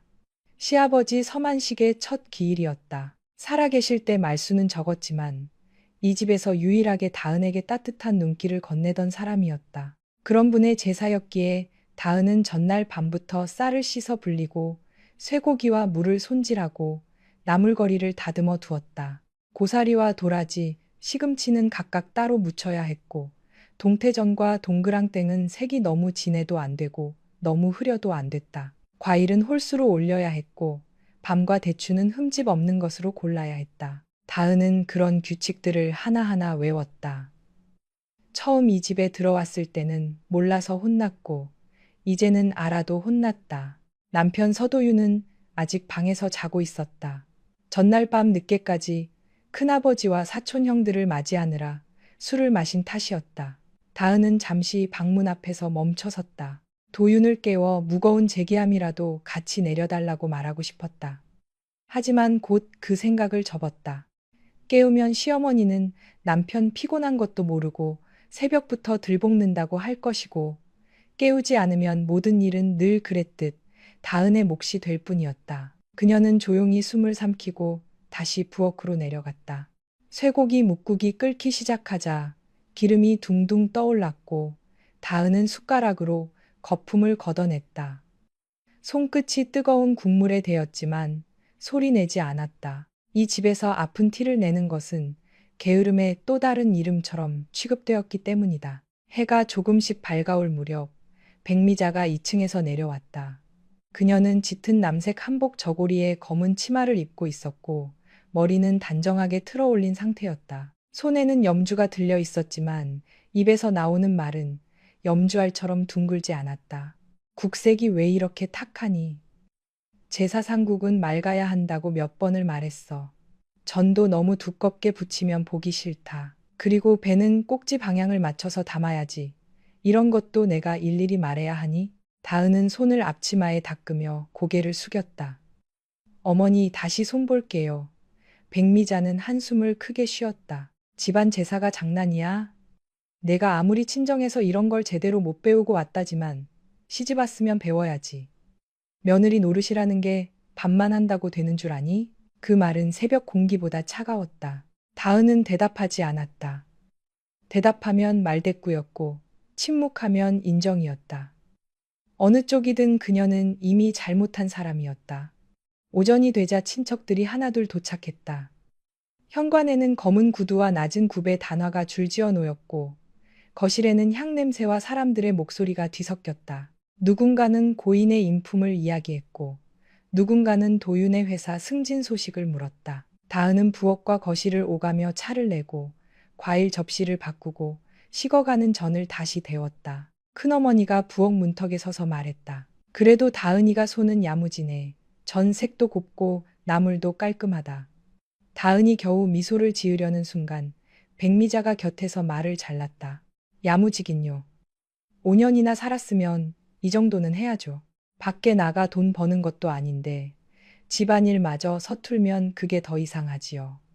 칭찬은 한순간에 비수가 되었다. 다은은 접시를 내려놓는 손에 힘을 주었다. 손톱 밑이 희게 변했지만 그녀는 웃는 얼굴을 유지했다. 이 집에서는 상처받은 얼굴마저 예의 없다는 말을 들었기 때문이다. 제사가 시작되었다. 도윤은 검은 양복을 입고 친척들 사이에 서 있었다. 절을 할 때 그의 뒷모습은 반듯했고 목소리는 낮고 점잖았다. 회사에서는 책임감 있는 팀장, 친척들 앞에서는 예의 바른 장남, 어머니에게는 효심 깊은 아들. 모두가 아는 서도윤은 그런 사람이었다. 그러나 다은이 아는 남편은 조금 달랐다. 그는 나쁜 사람이 되기를 두려워해서 늘 아무 말도 하지 않는 사람이었다. 누군가를 지키기 위해 싸우기보다 모두가 조용해질 때까지 고개를 숙이는 사람이었다. 문제는 그 침묵의 대가를 늘 다은이 치러야 했다는 점이었다. 다은은 제사상 앞에 무릎을 꿇고 향을 올렸다. 희뿌연 연기가 천천히 올라가 영정 사진 앞을 스쳤다. 사진 속 서만식은 살아있을 때처럼 무뚝뚝한 얼굴이었다. 다은은 그 얼굴을 보는 순간 몇 해 전 겨울밤을 떠올렸다. 시아버지가 병원에서 퇴원해 집에 돌아왔을 때였다. 백미자는 죽을 너무 묽게 끓였다고 다은을 몰아세웠고 다은은 부엌 구석에서 울음을 삼키고 있었다. 그때 서만식이 지팡이를 짚고 조용히 다가와 낡은 갈색 손수건을 내밀었다. 내가 고생하는 거 안다. 이 집 사람들 말이 곱지 않아도 내 마음까지 모르는 건 아니다. 다은은 그 한마디 때문에 몇 년을 더 버텼다. 누군가 알아준다는 사실은 사람을 오래 버티게 만든다. 그러나 알아주는 사람이 사라지고 나면 같은 집도 낯선 감옥이 된다. 다은이 향을 꽂고 일어서려는 순간 뒤에서 백미자의 목소리가 들렸다. 크지는 않았지만 주변 사람들이 듣기에는 충분한 소리였다. 효부 흉내는 잘 내도 집안에 아이 울음소리 하나 없으면 며느리 노릇을 다 했다고 하긴 어렵지. 다은의 손끝이 굳었다. 향 연기가 눈에 들어간 것도 아닌데 시야가 흐려졌다. 그 말은 처음 듣는 말이 아니었다. 명절 때도, 김장할 때도, 친척 결혼식에서 돌아온 밤에도 시어머니는 늘 다른 말 속에 같은 뜻을 숨겨두었다. 아이를 낳지 못하는 여자, 집안의 대를 이어주지 못하는 며느리, 살림은 해도 완성되지 못한 사람. 하지만 오늘은 달랐다. 오늘은 서만식의 영정 앞이었다. 다은이 한때 잃어버린 아이를 떠올리며 가장 조심스럽게 마음을 붙들고 있던 날이었다. 그녀에게 아이가 없었던 것이 아니었다. 결혼 3년째 되던 봄, 다은은 임신 사실을 알았다. 병원에서 작은 점처럼 보이는 아기집을 확인했을 때 그녀는 그 사진을 오래 바라보았다. 집으로 돌아오는 버스 안에서 창밖 벚꽃이 흩날렸고 다은은 손바닥을 아랫배 위에 올린 채 몰래 웃었다. 도윤에게 어떻게 말할지, 시어머니가 어떤 표정을 지을지, 아이가 태어나면 이 집의 공기가 조금은 달라질지 그런 생각을 했다. 그때만 해도 그녀는 아직 믿고 있었다. 아이가 생기면 자신도 이 집의 진짜 가족으로 받아들여질 수 있을 거라고. 하지만 그 믿음은 오래가지 못했다. 시댁에서 큰 제사 준비가 있던 날, 백미자는 다은에게 장을 봐온 상자와 과일 박스를 옮기라고 했다. 다은은 배가 당기고 허리가 아파 잠시 쉬어도 되겠냐고 조심스럽게 말했다. 백미자는 눈살을 찌푸렸다. 임신했다고 벌써부터 유세니? 옛날엔 애 가진 여자도 물동이이고 밭일 다 했다. 요즘 여자들은 몸을 너무 아껴서 탈이야. 다은은 더 말하지 못했다. 도윤에게 전화했지만 그는 회식 중이라 받지 않았다. 밤이 되어 통증이 심해졌을 때 겨우 연결된 전화에서 도윤은 취한 목소리로 말했다. 택시 타고 먼저 병원 가. 나 금방 갈게. 그는 금방 오지 않았다. 다은은 혼자 택시를 타고 병원으로 갔다. 비가 내렸고 택시 기사만이 백미러로 그녀의 창백한 얼굴을 보고 조금만 참으세요. 병원 금방 도착합니다라고 말했다. 낯선 사람의 그 한마디가 그날 밤 그녀가 들은 가장 따뜻한 말이었다. 아이는 지켜지지 못했다. 병원 침대 위에서 다은은 하얀 천장을 바라보며 자신 안에서 무엇인가 조용히 꺼지는 것을 느꼈다. 울고 싶었지만 크게 울지 못했다. 옆 침대의 산모는 남편이 손을 잡고 있었고 복도에는 누군가의 어머니가 보온병을 들고 서 있었다. 다은은 벽 쪽으로 몸을 돌렸다. 자신이 잃은 것이 아이인지, 기대인지, 아니면 이 결혼을 버티게 해주던 마지막 이유인지 알 수 없었다. 다음 날 집으로 돌아왔을 때 백미자는 이웃에게 이렇게 말했다. 애는 복이 있어야 붙는 거지. 몸이 약하면 어쩔 수 없는 거야. 다은은 현관 안쪽에서 그 말을 들었다. 도윤도 들었다. 다은은 그가 어머니에게 단 한마디라도 해주기를 바랐다. 하지만 도윤은 방으로 들어와 문을 닫고 낮은 목소리로 말했다. 엄마도 속상해서 그러시는 거야. 네가 이해해. 그날 다은은 알았다. 아이는 병원에서 한 번 떠났고 남편의 침묵 속에서 또 한 번 떠났다. 그 후로 다은은 그 일을 거의 말하지 않았다. 병원 서류와 초음파 사진은 작은 상자에 넣어 옷장 깊은 곳에 숨겼다. 서만식이 건네주었던 갈색 손수건도 그 안에 함께 넣었다. 백미자가 아이 하나 못 낳는 며느리라고 할 때마다 다은은 그 상자를 떠올렸다. 자신이 잃은 아이가 정말로 없었던 사람처럼 취급되는 것이 가장 아팠다. 사람들은 그녀의 빈품만 보았지 그 품에서 이미 한 번 생명이 빠져나간 시아버지의 첫 기일 제사가 끝나기도 전에 정다은은 젓가락을 조용히 상 위에 내려놓고 말했다. 저 이혼하겠습니다. 그 말 한마디에 마포구 성산동의 낡은 단독주택 안은 찬물을 끼얹은 듯 얼어붙었다. 방금 전까지만 해도 술잔을 기울이며 고인의 덕을 이야기하던 친척들은 입을 다물었고 전을 짚던 작은아버지의 손은 허공에서 멈췄다. 시어머니 백미자는 눈을 부릅뜨고 다은을 노려보았다. 너 지금 뭐라고 했니? 내 시아버지 제삿날에 감히 그런 말을 해? 하지만 다은은 더 이상 고개를 숙이지 않았다. 그녀는 상위로 피어오르는 미역국의 김과 식어가는 동태전, 정갈하게 깎아놓은 배와 사과를 바라보며 자신이 이 집에서 보낸 지난 5년이 저 음식들처럼 누군가의 체면을 위해 차려졌다가 아무 말 없이 식어버린 시간이었다는 것을 깨달았다. 그날 새벽, 다은은 누구보다 먼저 눈을 떴다. 아직 한강 너머 하늘은 어둑했고 골목에는 새벽 배송 오토바이가 지나가는 소리만 간간히 울렸다. 서울의 초가을 새벽 공기는 이미 서늘했지만 부엌 바닥에 발을 디디는 순간 그녀는 몸을 움찔했다.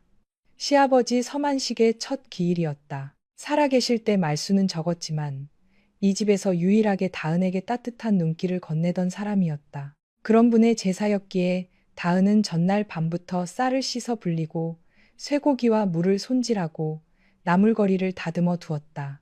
고사리와 도라지, 시금치는 각각 따로 무쳐야 했고 동태전과 동그랑땡은 색이 너무 진해도 안 되고 너무 흐려도 안 됐다. 과일은 홀수로 올려야 했고 밤과 대추는 흠집 없는 것으로 골라야 했다. 다은은 그런 규칙들을 하나하나 외웠다.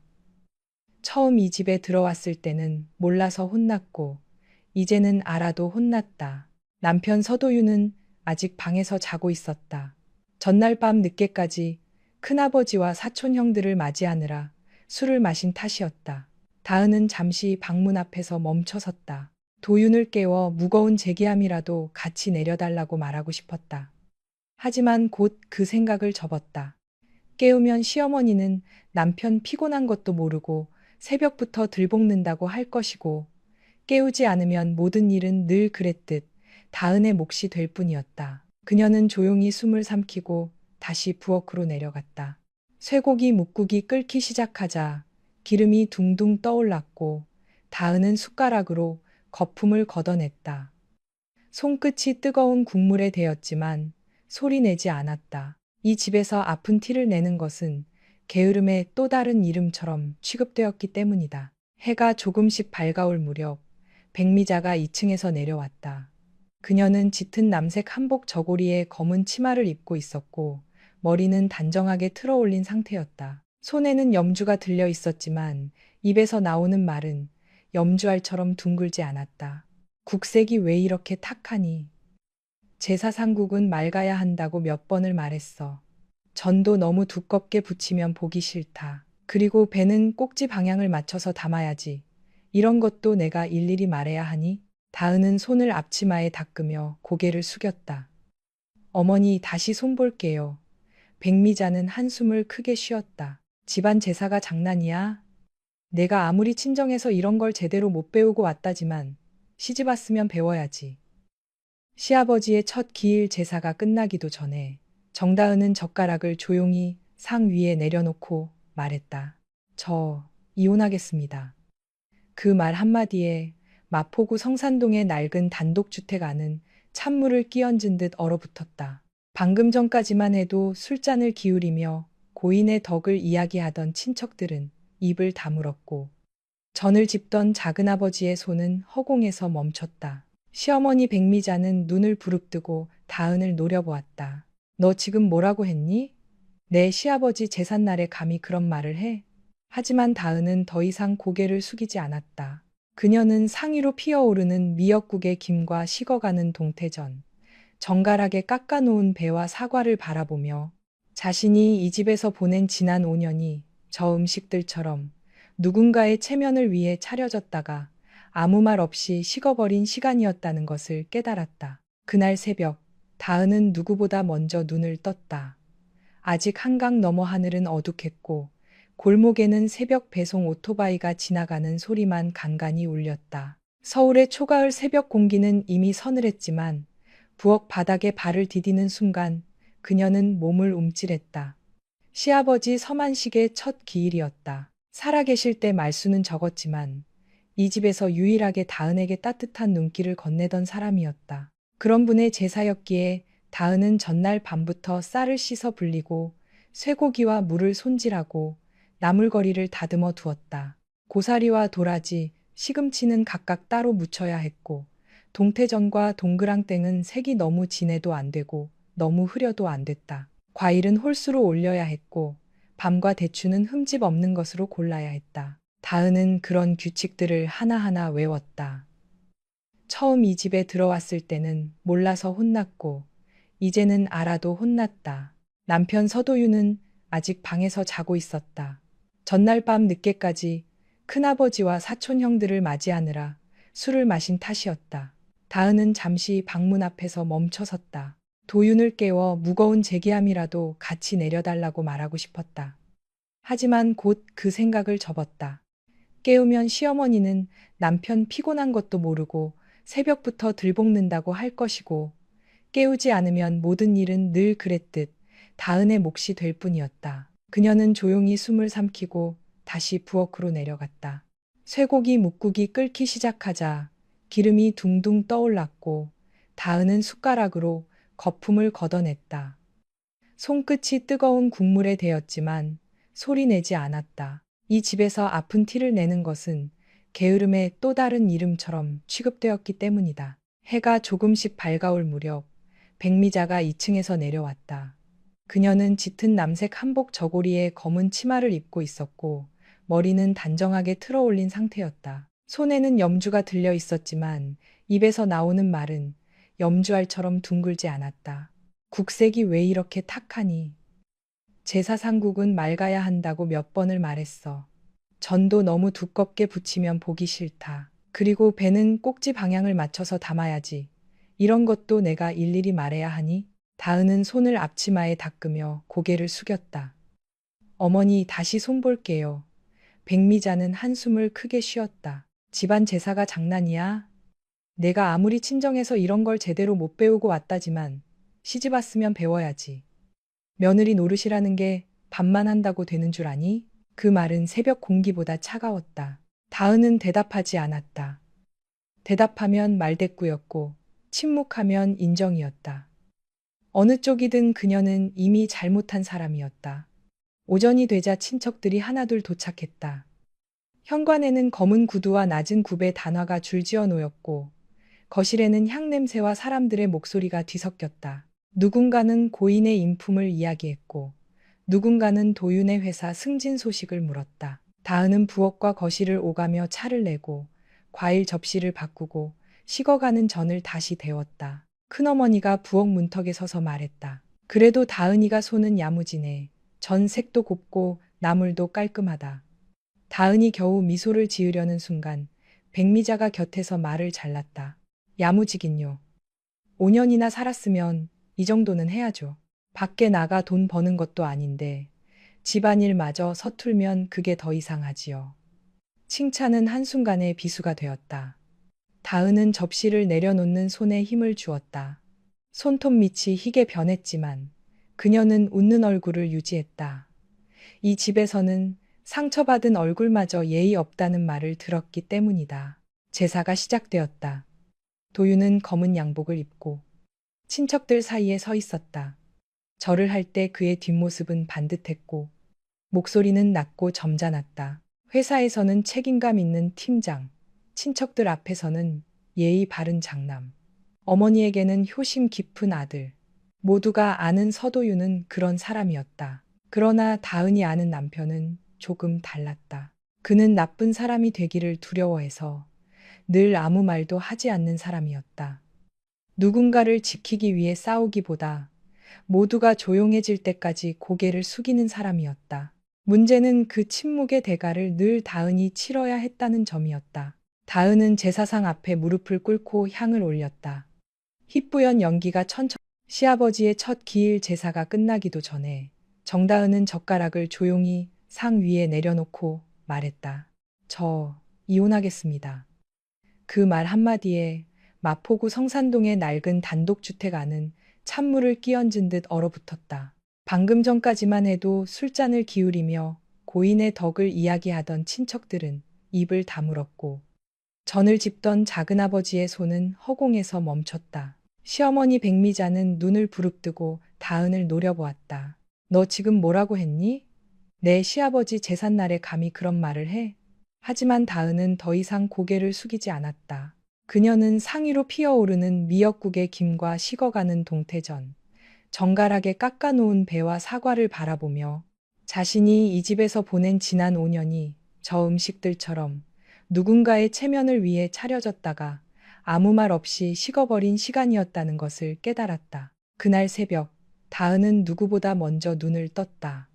아직 한강 너머 하늘은 어둑했고 골목에는 새벽 배송 오토바이가 지나가는 소리만 간간히 울렸다. 서울의 초가을 새벽 공기는 이미 서늘했지만 부엌 바닥에 발을 디디는 순간 그녀는 몸을 움찔했다.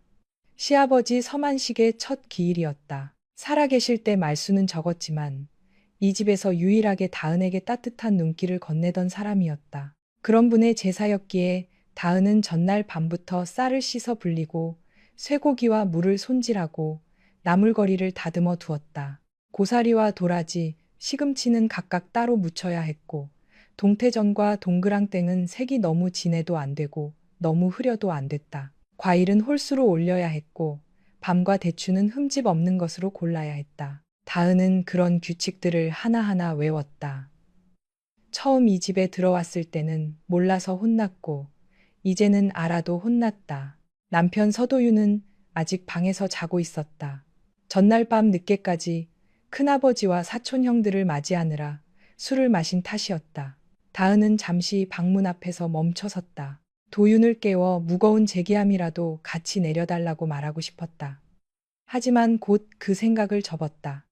깨우면 시어머니는 남편 피곤한 것도 모르고 새벽부터 들볶는다고 할 것이고 깨우지 않으면 모든 일은 늘 그랬듯 다은의 몫이 될 뿐이었다. 그녀는 조용히 숨을 삼키고 다시 부엌으로 내려갔다. 쇠고기 묵국이 끓기 시작하자 기름이 둥둥 떠올랐고 다은은 숟가락으로 거품을 걷어냈다.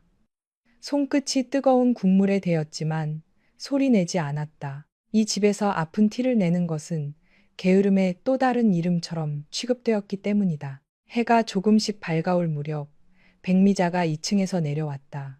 그녀는 짙은 남색 한복 저고리에 검은 치마를 입고 있었고 머리는 단정하게 틀어올린 상태였다. 손에는 염주가 들려 있었지만 입에서 나오는 말은 염주알처럼 둥글지 않았다. 국색이 왜 이렇게 탁하니? 제사상국은 맑아야 한다고 몇 번을 말했어. 전도 너무 두껍게 붙이면 보기 싫다. 그리고 배는 꼭지 방향을 맞춰서 담아야지. 이런 것도 내가 일일이 말해야 하니? 다은은 손을 앞치마에 닦으며 고개를 숙였다. 어머니 다시 손 볼게요. 백미자는 한숨을 크게 쉬었다. 집안 제사가 장난이야?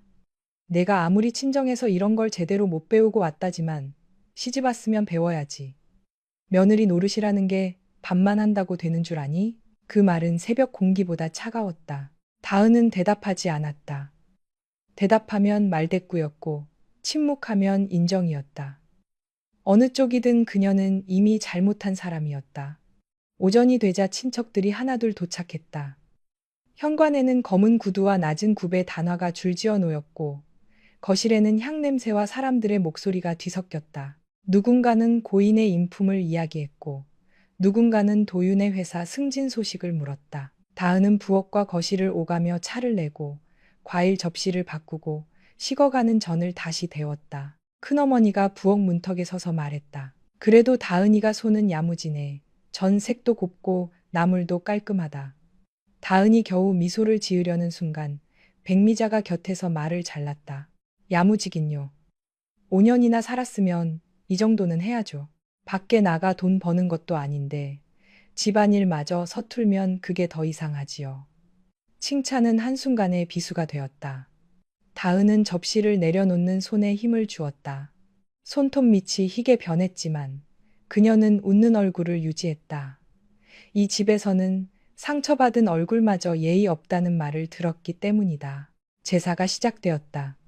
도윤은 검은 양복을 입고 친척들 사이에 서 있었다. 절을 할 때 그의 뒷모습은 반듯했고 목소리는 낮고 점잖았다.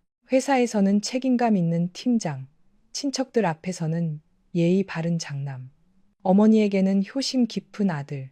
모두가 아는 서도윤은 그런 사람이었다. 그러나 다은이 아는 남편은 조금 달랐다. 그는 나쁜 사람이 되기를 두려워해서 늘 아무 말도 하지 않는 사람이었다. 누군가를 지키기 위해 싸우기보다 모두가 조용해질 때까지 고개를 숙이는 사람이었다. 문제는 그 침묵의 대가를 늘 다은이 치러야 했다는 점이었다. 다은은 제사상 앞에 무릎을 꿇고 향을 올렸다. 희뿌연 연기가 천천히 올라가 영정 사진 앞을 스쳤다. 사진 속 서만식은 살아있을 때처럼 무뚝뚝한 얼굴이었다. 다은은 그 얼굴을 보는 순간 몇 해 전 겨울밤을 떠올렸다. 시아버지가 병원에서 퇴원해 집에 돌아왔을 때였다. 백미자는 죽을 너무 묽게 끓였다고 다은을 몰아세웠고 다은은 부엌 구석에서 울음을 삼키고 있었다. 그때 서만식이 지팡이를 짚고 조용히 다가와 낡은 갈색 손수건을 내밀었다. 내가 고생하는 거 안다. 이 집 사람들 말이 곱지 않아도 내 마음까지 모르는 건 아니다. 다은은 그 한마디 때문에 몇 년을 더 버텼다. 누군가 알아준다는 사실은 사람을 오래 버티게 만든다. 그러나 알아주는 사람이 사라지고 나면 같은 집도 낯선 감옥이 된다. 다은이 향을 꽂고 일어서려는 순간 뒤에서 백미자의 목소리가 들렸다. 크지는 않았지만 주변 사람들이 듣기에는 충분한 소리였다. 효부 흉내는 잘 내도 집안에 아이 울음소리 하나 없으면 며느리 노릇을 다 했다고 하긴 어렵지. 다은의 손끝이 굳었다. 향 연기가 눈에 들어간 것도 아닌데 시야가 흐려졌다. 그 말은 처음 듣는 말이 아니었다. 명절 때도, 김장할 때도, 친척 결혼식에서 돌아온 밤에도 시어머니는 늘 다른 말 속에 같은 뜻을 숨겨두었다. 아이를 낳지 못하는 여자, 집안의 대를 이어주지 못하는 며느리, 살림은 해도 완성되지 못한 사람. 하지만 오늘은 달랐다. 오늘은 서만식의 영정 앞이었다. 다은이 한때 잃어버린 아이를 떠올리며 가장 조심스럽게 마음을 붙들고 있던 날이었다. 그녀에게 아이가 없었던 것이 아니었다. 결혼 3년째 되던 봄, 다은은 임신 사실을 알았다. 병원에서 작은 점처럼 보이는 아기집을 확인했을 때 그녀는 그 사진을 오래 바라보았다. 집으로 돌아오는 버스 안에서 창밖 벚꽃이 흩날렸고 다은은 손바닥을 아랫배 위에 올린 채 몰래 웃었다. 도윤에게 어떻게 말할지, 시어머니가 어떤 표정을 지을지, 아이가 태어나면 이 집의 공기가 조금은 달라질지 그런 생각을 했다. 그때만 해도 그녀는 아직 믿고 있었다. 아이가 생기면 자신도 이 집의 진짜 가족으로 받아들여질 수 있을 거라고. 하지만 그 믿음은 오래가지 못했다. 시댁에서 큰 제사 준비가 있던 날, 백미자는 다은에게 장을 봐온 상자와 과일 박스를 옮기라고 했다. 다은은 배가 당기고 허리가 아파 잠시 쉬어도 되겠냐고 조심스럽게 말했다. 백미자는 눈살을 찌푸렸다. 임신했다고 벌써부터 유세니? 옛날엔 애 가진 여자도 물동이이고 밭일 다 했다. 요즘 여자들은 몸을 너무 아껴서 탈이야. 다은은 더 말하지 못했다. 도윤에게 전화했지만 그는 회식 중이라 받지 않았다. 밤이 되어 통증이 심해졌을 때 겨우 연결된 전화에서 도윤은 취한 목소리로 말했다. 택시 타고 먼저 병원 가. 나 금방 갈게. 그는 금방 오지 않았다. 다은은 혼자 택시를 타고 병원으로 갔다. 비가 내렸고 택시 기사만이 백미러로 그녀의 창백한 얼굴을 보고 조금만 참으세요. 병원 금방 도착합니다라고 말했다. 낯선 사람의 그 한마디가 그날 밤 그녀가 들은 가장 따뜻한 말이었다. 아이는 지켜지지 못했다. 병원 침대 위에서 다은은 하얀 천장을 바라보며 자신 안에서 무엇인가 조용히 꺼지는 것을 느꼈다. 울고 싶었지만 크게 울지 못했다. 옆 침대의 산모는 남편이 손을 잡고 있었고 복도에는 누군가의 어머니가 보온병을 들고 서 있었다. 다은은 벽 쪽으로 몸을 돌렸다. 자신이 잃은 것이 아이인지, 기대인지, 아니면 이 결혼을 버티게 해주던 마지막 이유인지 알 수 없었다. 다음 날 집으로 돌아왔을 때 백미자는 이웃에게 이렇게 말했다. 애는 복이 있어야 붙는 거지. 몸이 약하면 어쩔 수 없는 거야. 다은은 현관 안쪽에서 그 말을 들었다. 도윤도 들었다. 다은은 그가 어머니에게 단 한마디라도 해주기를 바랐다. 하지만 도윤은 방으로 들어와 문을 닫고 낮은 목소리로 말했다. 엄마도 속상해서 그러시는 거야. 네가 이해해. 그날 다은은 알았다. 아이는 병원에서 한 번 떠났고 남편의 침묵 속에서 또 한 번 떠났다. 그 후로 다은은 그 일을 거의 말하지 않았다. 병원 서류와 초음파 사진은 작은 상자에 넣어 옷장 깊은 곳에 숨겼다. 서만식이 건네주었던 갈색 손수건도 그 안에 함께 넣었다. 백미자가 아이 하나 못 낳는 며느리라고 할 때마다 다은은 그 상자를 떠올렸다. 자신이 잃은 아이가 정말로 없었던 사람처럼 취급되는 것이 가장 아팠다. 사람들은 그녀의 빈 품만 보았지 그 품에서 이미 한 번 생명이 빠져나간 흔적은 보지 않았다. 도윤은 그때마다 조금만 참자고 했다.